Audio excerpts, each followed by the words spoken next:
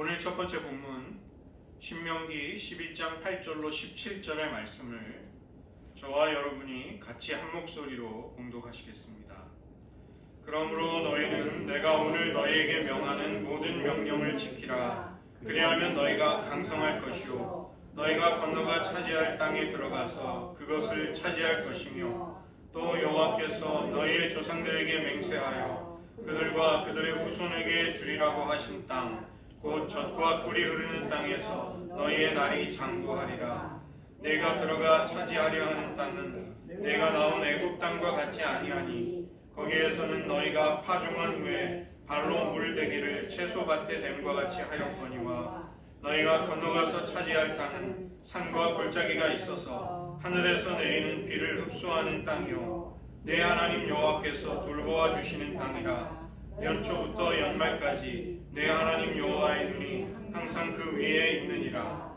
내가 오늘 너희에게 명하는 내 명령을 너희가 만일 청종하고 너희 하나님 여호와를 사랑하여 마음을 다하고 뜻을 다하여 섬기면 여호와께서 너희의 땅에 이른 비 늦은 비를 적당한 때에 내리시리니 너희가 곡식과 포도주와 기름을 얻을 것이요 또 가축을 위하여 들에 풀이 나게 하시리니 내가 먹고 배부를 것이라. 너희는 스스로 삼가라. 두렵건대 마음에 미혹하여 돌이켜 다른 신들을 섬기며 그것들에게 절함으로 여호와께서 너희에게 진노하사 하늘을 닫아 비를 내리지 아니하여 땅이 소산을 내지 않게 하심으로 너희가 여호와께서 주신 아름다운 땅에서 속히 멸망할까 하노라. 두 번째 본문입니다. 시편 65편 8절부터 13절 구약성서 847페이지입니다.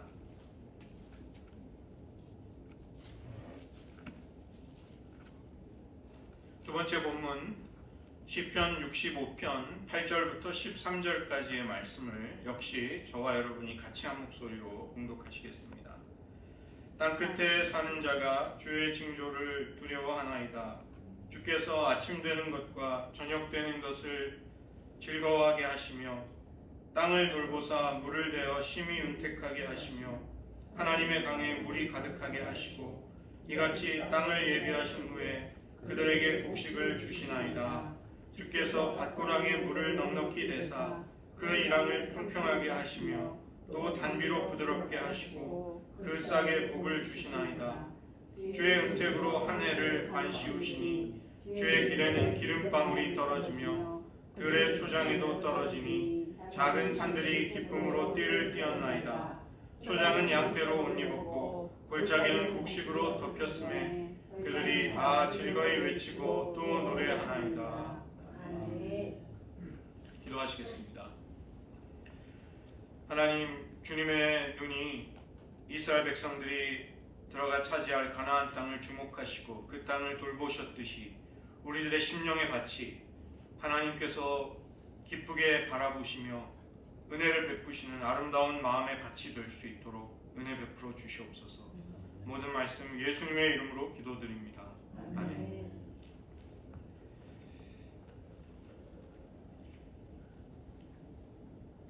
오늘 신명기의 말씀은 이 땅과 하나님의 은혜의 관계에 대한 말씀입니다. 이스라엘은 그들이 하나님의 계명에 순종할 때에 땅을 정복할 수 있으며 그 땅을 차지해서 그 땅에서 번성할 수 있다, 복을 누릴 수 있다, 이렇게 말씀하십니다. 순종의 복 그리고 불순종의 저주에 대해서 하나님이 말씀하시는데 이것은 어떤 기계적인 법칙은 아닙니다. 우리와 하나님 사이에 내가 기계적으로 이만큼을 했으니까 복을 내놓아라, 이만큼을 하지 않았으니까 복을 빼앗겠다, 이렇게 비인격적인 맥락이 아니라는 것입니다. 우리가 로봇처럼 순종한다면, 두려움에 순종한다면 그것은 의미가 없는 것이죠. 우리가 하나님의 형상으로 지음받아 의지와 감정과 지성을 가진 인격체로 지어졌기 때문에 자발적인 마음에서 우러난 진정한 자유로운 선택으로 하나님을 사랑할 수 있을 때 그것이 의미를 가지게 되죠. 하나님을 사랑하고 경외하라는 모든 명령을 지키는 것은 이스라엘이 가나안 땅을 들어가서 그 땅을 정복하고 차지한 다음에도 그 땅을 잃어버리지 않을 수 있는 즉 생존을 보장할 수 있는 유일한 길이라고 말씀하시는 것입니다. 하나님은 마치 이것을 장기와 바둑과 체스에 비유하자면 우리를 딱 외통수가 걸린 자리에 두시는 것입니다.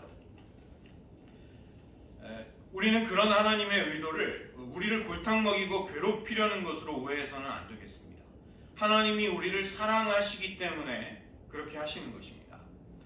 이 다음에 이어지는 말씀은 이스라엘이 장차 들어가서 살아가게 될 땅에 대한 말씀이 순종의 복과 불순종의 저주에 바로 이어서 나오게 되는 것이죠. 왜 하나님은 순종과 불순종을 말씀하시다가 복과 저주를 언급하시다가 땅에 관한 교훈을 하시는가?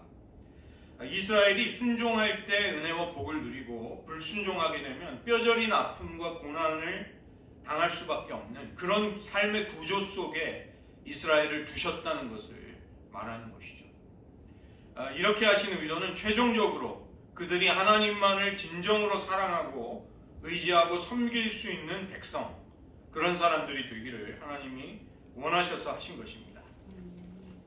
두 번째로 하나님이 이스라엘에게 주신 땅은 좋은 땅이라고 말씀하시는데 애굽 땅에서처럼 인공적으로 이 밭에 물을 댈 필요가 없는 것이죠. 하나님이 친히 하늘로부터 비를 내리시는 땅, 몸소 그 땅을 내려다보시고 복을 주시고 돌보아 주시는 땅이다, 이렇게 말씀하는 것입니다. 11장 10절의 말씀을 보면 이스라엘이 이제 들어가서 차지하게 될 가나안 땅은 그들이 노예로 살았던 애굽 땅과는 큰 차이가 있게 된다, 그렇게 말씀하십니다. 애굽에서는 노예들이 수차를 돌려서 수차를 발로 밟아서 돌림으로써 물을 수로를 통해 끌어들여서 밭에 물을 공급해야만 했습니다. 즉 관계시설을 끊임없이 유지해야만 했던 것이죠. 수문을 열고 닫을 때도 발로 작업을 해야 했습니다. 노예들이 물통에 물을 담아서 발로 걸어가서 채소밭에 물을 주어야만 했던 그런 작업을 포함하는 것이죠. 이것은 좋게 보면 인간의 지혜가 얼마나 뛰어난가, 인간의 문명이 얼마나 위대한가를 보여주는 성취와 자랑거리가 될 수도 있습니다. 농사짓기 어려운 땅을 농사를 지으면서 살고 있는 것이죠. 그러나 달리 본다면 그런 땅은 인간의 노력과 의지 그리고 뼈 빠지는 노예들의 고생을 통해서 유지해야만 하는 그런 종류의 삶을 가리키고 있는 것입니다. 그래서 애굽의 농사는 땅에 속한 이 땅의 농사법이라고 할 수 있습니다. 땅에 속해서 땅의 특징을 따라야만 하는 농사를 짓고 있죠. 그러나 장차 약속의 땅에 들어가서 하게 되는 농사는 하늘로부터 내리는 은혜로 가능해지는 농사법이라는 것입니다. 사람이 물을 대는 것이 아니라 하나님이 친히 물을 공급하시는 농사, 그것을 지으면서 은혜를 받게 되는 것이죠. 11장 11절 말씀을 보시면 너희가 건너가서 차지할 땅은 산과 골짜기가 있어서 하늘에서 내리는 비를 흡수하는 땅이라고 말씀하십니다. 하나님이 하늘로부터 비를 주십니다. 기상현상이 비가 내리는 건 당연한데 그게 무슨 은혜인가? 그러나 하나님은 이 땅을 돌보시고 내 눈이 이 땅을 주목하겠다고 지켜보신다고 말씀하십니다. 실제로 이스라엘의 땅은 석회질이기 때문에 물이 쉽게 빠지고 식물이 자라기에 적합하지 않습니다. 그러나 하나님은 하늘로부터 수시로 필요한 때에 비를 내려주심으로써 이스라엘을 돌보아 주시는 것이죠. 그 때문에 이제 가장 결정적인 관건은 하늘에서 그런 충분한 비를 하나님이 정말로 적절한 때, 가장 필요한 때에 주시는가, 이 문제가 생기는 것입니다. 파종할 시기에 비가 오지 않게 되면 나중에 비가 아무리 많이 와도 흉년을 맞이하게 됩니다. 수확 직전에 충분한 비가 내리지 않으면 그 나달이, 곡식 나달이 여물지 못하기 때문에 흉작이 되는 것이죠. 그래서 하나님은 음력 7월에 내리는 이른 비를 주시고 6개월 후에 음력 1월에 늦은 비를 주십니다. 이스라엘은 이런 은혜를 통해서 햇곡식, 새 포도주, 새 감람류를 넉넉히 수확할 수 있게 되는 것입니다.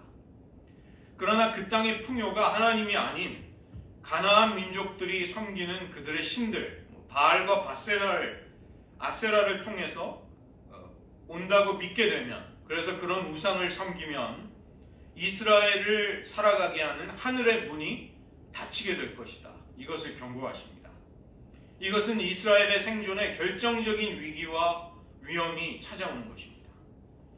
한국이 처하고 있는 지정학적인 환경을 한번 떠올려 보십시오. 우리가 이민자로 살다 보니까 늘 한국의 안위에 대해서 우리는 굉장히 많은 관심을 가지죠. 중국과 러시아와 일본과 또 게다가 한반도에 관여하는 미국까지 그 한복판에, 강대국의 한복판에 한반도가 위치하고 있습니다. 하나님만 의지하지 않으면 생존하기 어려운 곳에 우리를 두신 것입니다. 그래서 이런 상황은 위기가 되면서 또 동시에 기회가 되는 것이죠. 하나님을 사랑하고 경외하고 전적으로 의지한다면 우리 민족은 모든 불리함을 넘어서서 생존하고 번영할 수 있습니다. 그러나 우리가 하나님을 잃어버리게 되면 우리는 망할 것이고 전쟁의 불길 속에 언제든지 던져지게 된다는 것이죠. 세 번째로 하나님은 밭고랑에 비를 내리시는 분이십니다. 이것을 위해서 조금 오늘 농사법에 대해서 농사도 짓지 않는 제가 조금 알려드리도록 하겠습니다.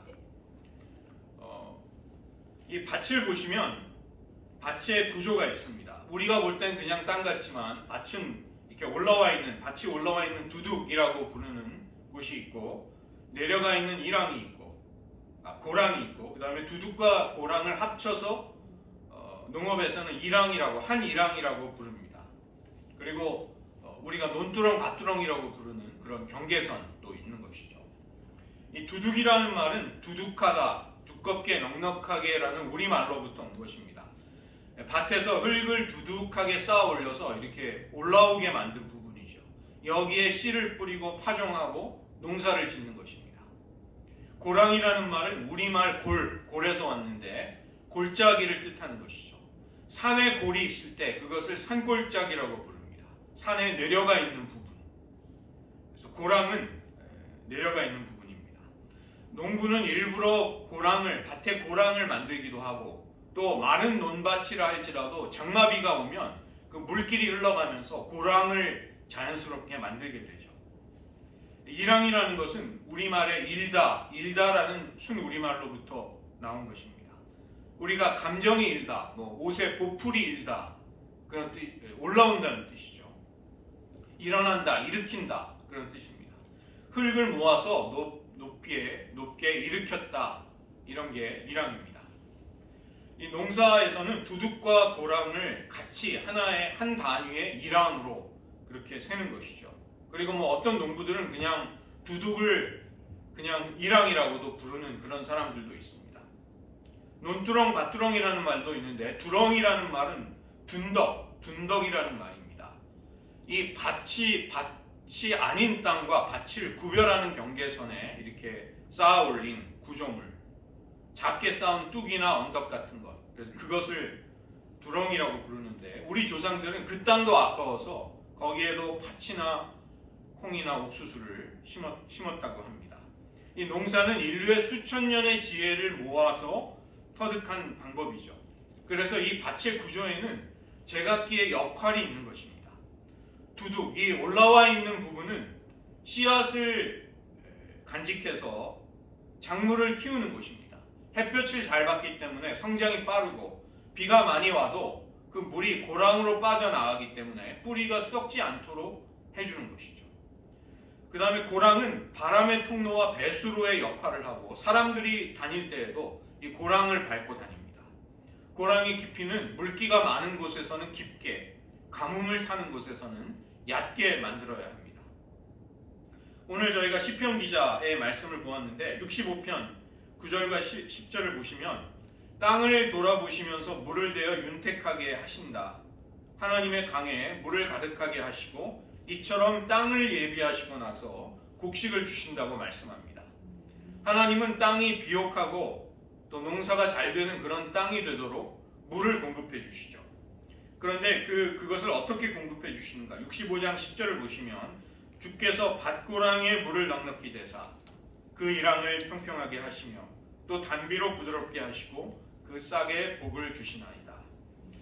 하나님이 밭고랑에 물을 주신다. 물을 그렇게 말하는 것입니다. 하나님의 은혜가 어디로 임하는가? 밭의 낮은 곳, 고랑에 임하는 것이죠. 고랑이 그 비와 습기를 잘 간직해서 둔덕에서, 전체적으로는 일항에서 식물이 잘 자라도록 하는 역할을 하는 것입니다. 우리의 삶에 고통스럽고 낮고 어두운 부분들이 있습니다. 그러나 하나님은 그런 곳을 쓸데없거나 망한 곳이라고 부르시지 않습니다. 우리의 심령은 어려움을 겪고 낮아지고 고통도 당하고 탄식하면서 우리도 모르게 그런 낮아진 심령의 자리에 은혜를 간직하게 되는 것입니다. 우리의 삶에는 이렇게 두둑하게 자랑스럽게 올라와 있는 부분들도 있죠. 거기서 열매를 맺고 또 자부심을 가질 만한 그런 일들이 일어나기도 합니다. 그러나 우리의 삶의 모든 영역이 다 두둑일 수는 없는 것입니다. 은혜의 비를 간직해야 하는 고랑, 심령의 어두운 골짜기도 있는 것이죠. 놀랍게도 그 고랑 때문에 우리는 은혜를 머금은 사람이 되는 것입니다. 지난 주일이 추수감사주일이었죠. 하나님이 인생이 아니시기에 그분의 인애가 사람과 다르고 한결같다, 일관되다는 그 진리가 우리를 감사하게 만들었습니다. 오늘도 감사할 수 있는 이유를 발견하게 됩니다. 하나님은 그분의 열매, 즉 성령의 열매를 주시려고 우리의 삶에 고랑, 골짜기를 허락하시는 것입니다. 우리는 왜 우리의 삶에 이런 골짜기가 필요한가 탄식을 하죠. 그리고 그 골짜기를 지나갈 때 밤잠을 이루지 못하고 괴로워하기도 합니다. 그러나 하나님은 우리를 위로하십니다. 나는 내가 나의 은혜를 심령에 머금고 있는 사람, 간직할 수 있는 그런 사람이 되기를 원한다. 그러려면 너의 심령의 골짜기에, 그 고랑에 은혜의 비가 내릴 때 그 은혜를 간직할 수 있는 법을 잘 배워야 한다. 지금은 말할 수 없이 괴롭게 느껴지지만 사실은 너에게 축복이자 유익이 된단다. 하나님은 그렇게 말씀하십니다. 네 번째로 이 비뿐만이 아니라 하나님은 광야 생활과 이스라엘의 역사 속에 이슬을 통해 그들을 돌보시고 인도해 주셨습니다. 이슬은 이렇게 화려해 보이고 놀라워 보이지 않습니다. 새벽녘에 잠깐 이슬이 내렸다가 햇빛과 함께 사라져서 보이지 않게 되죠. 그러나 이 이슬을 주시는 하나님의 은혜, 이것은 굉장한 기적입니다. 출애굽기 16장을 보시면 새벽에 이슬이 온 지면에 내리고 동이 터오르면 이슬이 점점 마르게 되죠. 완전히 마른 그 자리에 빵 같은 작은 만나가 거기에서 발견이 됩니다. 만나는 이슬이 내린 자리, 이슬이 사라진 자리에 내리는 것입니다. 이 만나라는 말 자체가 히브리어 만후, 이것이 무엇이냐, 도대체 이것이 무엇이냐, 우리가 평생에 본 적이 없는 것이다. 이 이스라엘 백성들이 보지도 듣지도 못했던 이 만나를 처음 접했을 때 그들의 탄성에서 나온 말, 만후, 그래서 그게 만나가 된 것입니다. 광야 생활을 하는 40년 동안 만나가 매일 내렸습니다. 만나를 40년 동안 주셨다는 것은 그 만나를 거둘 수 있는, 만나를 수집할 수 있는 장소마다 이슬이 내렸음을 의미하는 것입니다. 광야 생활 40년 동안 매일 이슬이 내렸습니다. 이것이 하나님의 은혜이고 기적인 것이죠. 만나와 메추라기가 기적적으로 하늘에서 떨어지는, 비처럼 떨어지는 그런 화려한 기적처럼 두드러 보이지는 않습니다. 너무 평범하기 때문입니다. 그러나 이슬 같은 은혜를 주시는 하나님의 돌보심과 사랑이 우리의 인생에 있기 때문에 우리는 광야와 같은 인생의 날들을 지치지 않고 계속 걸어갈 수 있는 것입니다. 이스라엘의 네게브 광야에서는 1년에 200일 정도의 이슬이 내린다고 합니다. 지구상에 1년 내내 365일 이슬이 내릴 수 있는 곳은 없습니다. 그런데 우리가 출애굽기를 보면 이스라엘 백성들이 걸어가면서 진을 치고 머물게 되는 모든 곳에 하나님은 다 이슬을 주십니다. 예외가 없습니다. 피와 개구리, 이파리, 악질, 독종, 어두움, 장자의 죽음, 홍해가 갈라지는 기적, 반석에서 샘물이 터지는 기적, 이런 것만이 기적이 아니라는 것입니다. 이스라엘이 가는 곳마다 이슬이 내렸던 기적, 이것도 그건 못지않은 기적이라는 것이죠. 안식일은 그 전날 이틀치의 만나가 내리기 때문에 안식일을 제외하고 매일 하루도 빠짐없이 하나님은 이슬을 내려주셨습니다. 광야에서는 비가 내리지 않는 대신에 밤과 새벽에 이슬이 내립니다. 매일 밤 수억 개의 이슬 방울들이 맺혀 있고 이것이 사막의 모든 생물들을 살아가게 합니다. 살아있는 모든 것들이 이 이슬을 마시고 하루하루를 생존하게 되는 것이죠. 그래서 이슬은 광야와 사막에 살아있는 모든 것들을 존재하도록 만들어주는 하나님의 방식이라는 것이죠. 출애굽기 12장에 보면 이스라엘 자손이 출애굽을 할 때 라암셋을 떠나서 숫곳에 도달했습니다. 그때 보행하는 장정, 걸어가는 장정이 60만이고 수많은 잡족과 양과 소와 심이 많은 가축이 그들과 함께했다. 이스라엘 백성들은 원래 목축을 했습니다. 야곱과 그 아들들이 애굽에 정착했을 때 애굽 사람들은 목축을 부정한 것으로 여겨서 목축을 하지 않았는데 이스라엘 백성들은 목축을 했죠. 그래서 거기서 얻은 엄청난 양과 소와 가축들을 데리고 광야길 40년을 걸어간 것입니다. 어떻게 그 광야에서 40년 동안 목축을 할 수 있었을까요? 이스라엘 백성들이 광야 생활을 관광을 하듯이 유람을 하듯이 결코 지나가지 못했습니다. 농사는 짓지 못했지만 그들은 소와 양을 키웠던 것이죠. 물도 없고 풀도 없는 광야에서 어떻게 양을 칠 수 있었을까? 바로 이슬 때문에, 이슬이 내렸기 때문에 가능한 것입니다. 광야의 양들은 이슬을 먹게 되는데 아침에 이슬을 핥아 먹은 것으로 하루를 버틸 수 있다고 합니다. 또 다행히 양은 물을 많이 마시지 않아도 되는 그런 짐승이었죠. 수십만 마리의 양들을 광야 생활 동안 기를 수 있었던 것, 그것은 광야 생활 40년 하루도 빠짐없이 내리시는 이슬의 은혜가 있었기 때문입니다. 그래서 이스라엘 백성들은 신선한 우유를 마시고 어쩌다 양고기도 먹을 수 있고 또 그 가죽으로 옷도 지어 입고 뼈로 도구를 만들어서 쓸 수 있었습니다. 시편 23편 2절에 그가 나를 푸른 초장에 누이시고 쉴만한 물가로 인도하시는도다.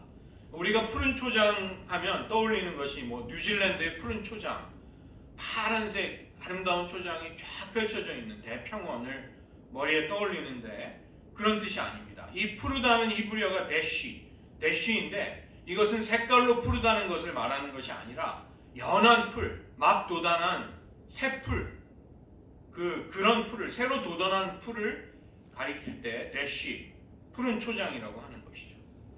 광야의 양들은 바로 이 새로 이슬을 머금고 새로 지면에서 갓 올라온 그 풀을 먹을 수 있었던 것입니다. 간밤에 내린 이슬을 먹고 자란 연한 새순, 그것을 먹고 이스라엘의 양 떼는 광야 생활을 살았던 것입니다. 그 때문에 광야에서 푸른 풀밭과 쉴만한 물가를 기대한다는 것은 사실은 현실적이지 않습니다. 우리가 광야 같은 인생길을 걷고 있는 한 우리는 이슬 같은 하나님의 은혜에 그것부터 감사할 수 있어야 하겠습니다. 무엇보다 먼저 우리의 인생의 대부분이 이 작고 사소한 은혜를 통해서 하나님의 은혜를 힘입어서 살아간다는 사실, 이것을 믿음의 눈으로 먼저 보아야 한다는 것이죠. 광야에서는 펑펑 솟아나는 샘물, 천지를 적시는 장맛비를 기대하기 어렵다는 것입니다. 그러나 매일 내리는, 하나님이 매일 주시는 이슬 같은 은혜로 버티고 생존할 수 있었던 것이죠. 엘리야 시대에 하나님은 그 악한 시대를 향해 심판하셨는데 하늘의 문을 닫으시고 이스라엘에 우로가 있지 않게 하셨습니다. 우로라는 것은 비와 이슬을 말하는 것이죠. 그런데 열왕기상 17장 1절에 그 우로라는 표현이 히브리 언어는 탈브마탈입니다. 탈은 이슬이라는 뜻이고 브는 그리고 마탈은 비라는 뜻이에요. 그래서 히브리 언어는 우로가 아니고 로우, 그러니까 이슬과 비 이렇게 말하는 것입니다. 이스라엘 사람들에게는 그만큼 이슬이 생존하는 데 절실했던 것이죠. 그런데 아합 왕 시대에 너무나 하나님 앞에 악하니까 하나님이 비도 거두어 가시고 이슬도 거두어 가셨습니다. 이스라엘 사람들이 생존할 수 없게 되자 어떤 일까지 생겼냐면 심지어 자기 자식을 잡아먹는 일까지 생긴 것이죠. 그것은 비를 거두셨을 뿐만 아니라 그들의 삶에서 이슬까지 거두어가 버리시는 하나님의 징계가 있었기 때문입니다. 이스라엘은 겨울에 비가 오는데 11월부터 2월까지가 우기이고 이때 보리와 밀 농사를 짓게 됩니다. 그리고 3월부터 10월이 건기가 되는데 이때는 비가 거의 오지 않습니다. 그런데도 이스라엘은 무화과와 대추야자, 올리브, 포도, 석류 같은 과일이 풍성하기로 유명한 그런 나라가 된 것이죠. 이것이 바로 이슬 때문인 것입니다. 하나님은 호세아 선지자를 통해 내가 이스라엘에게 이슬과 같다 이렇게 말씀하십니다. 호세아 14장 5절부터 제가 읽어드리겠습니다. 7절까지 내가 이스라엘에게 이슬과 같으리니 그가 백합과 같이 피겠고 레바논 백향목같이 뿌리가 박힐 것이라.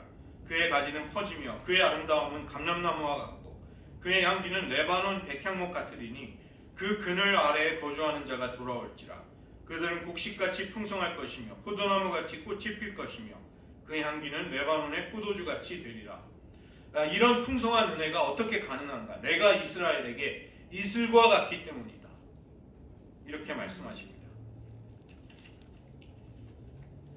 예수님은 들에 핀 백합화를 보라고 하셨습니다.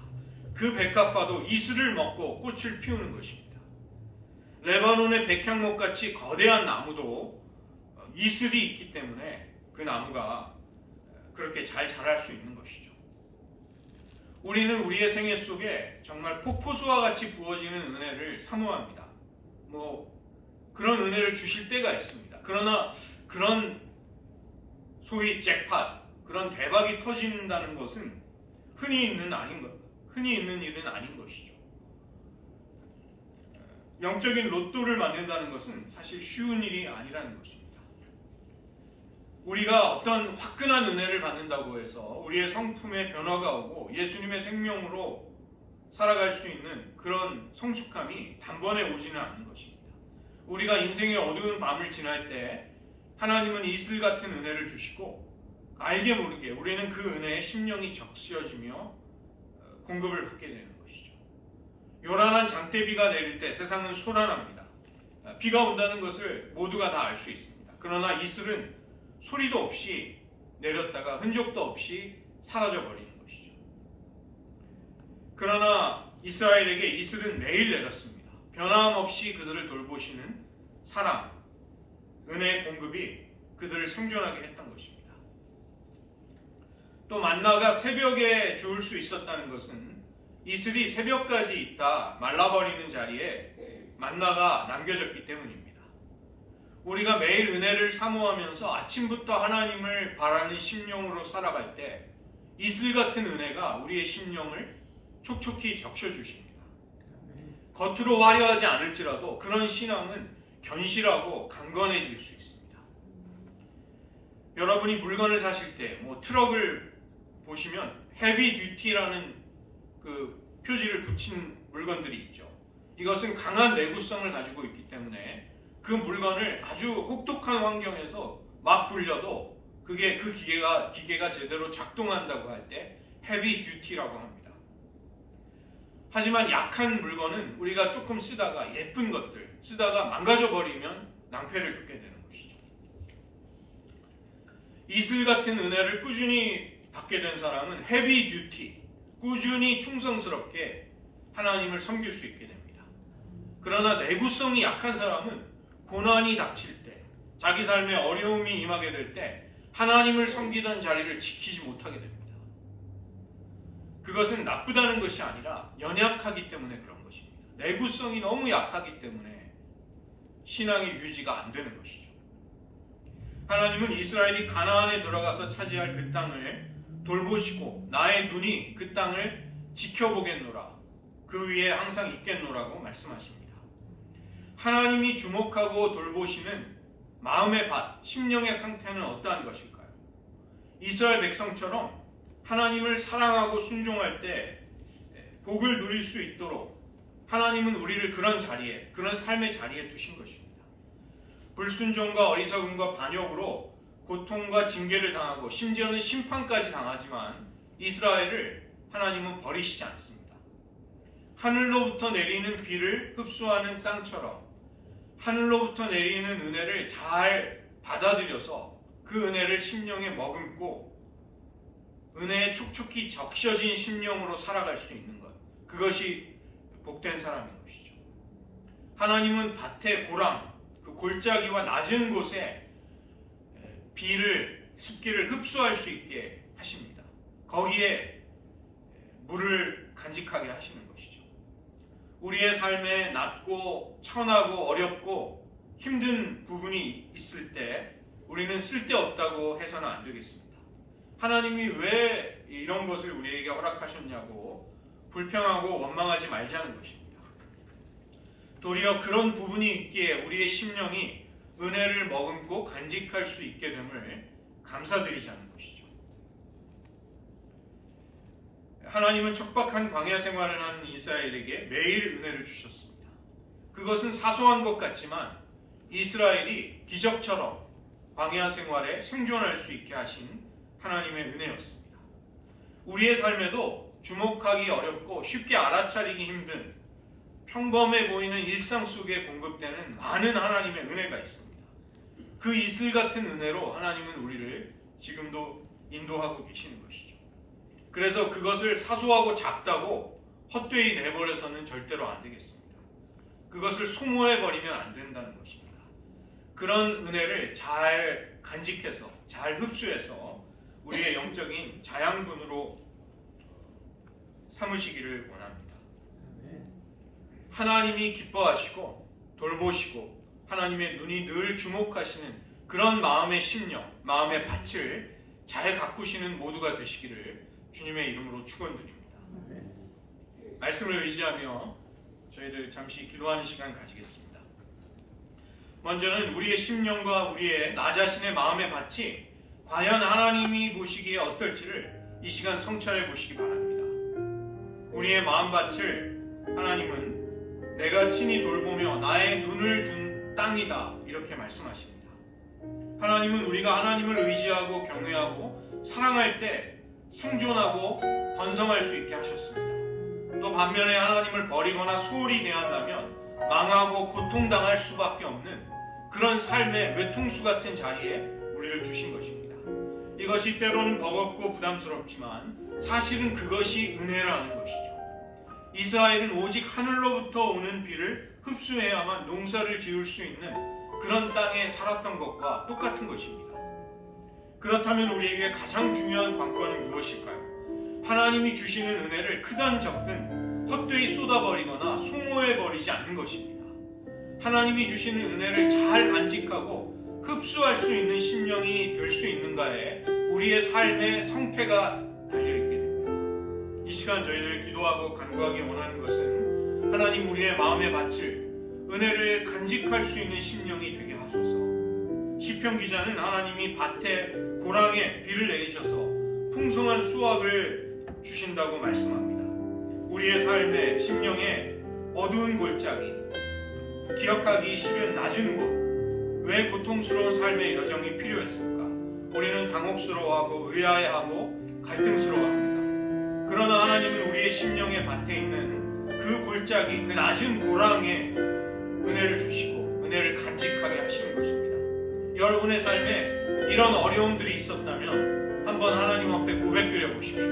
하나님, 저의 삶에 고랑을 주시고 골짜기를 주셨던 것은 은혜를 간직하시기 위함이었던 것을 깨닫습니다. 하나님의 마음과 계획을 이제 이해하고 하나님의 손길에 순응하는 삶을 살겠습니다. 저를 더욱 변화시키고 거룩하게 하시고 새롭게 하여 주시옵소서. 이 시간 함께 기도하는 시간 가지겠습니다. 하나님 아버지, 이스라엘 백성들 하늘로부터 내리는 비를 흡수해야만 살 수 있는 그 어려운 지경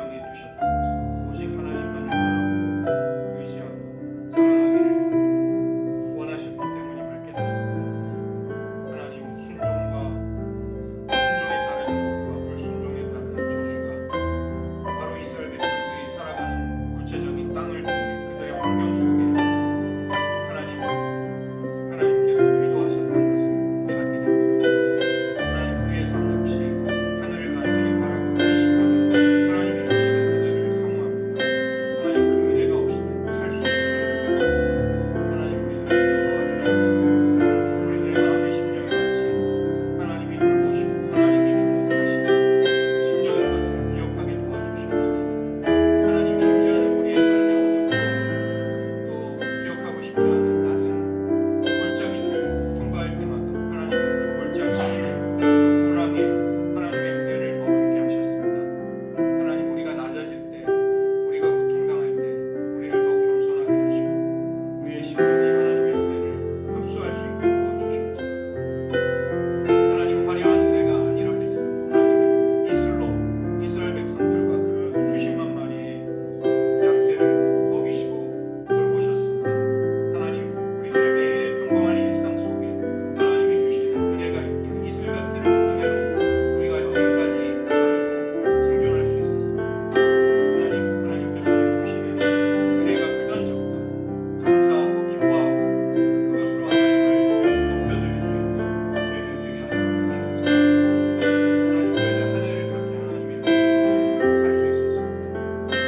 새로운 삶의 여정 속에서 이슬과 같은 은혜로 저희를 축복하여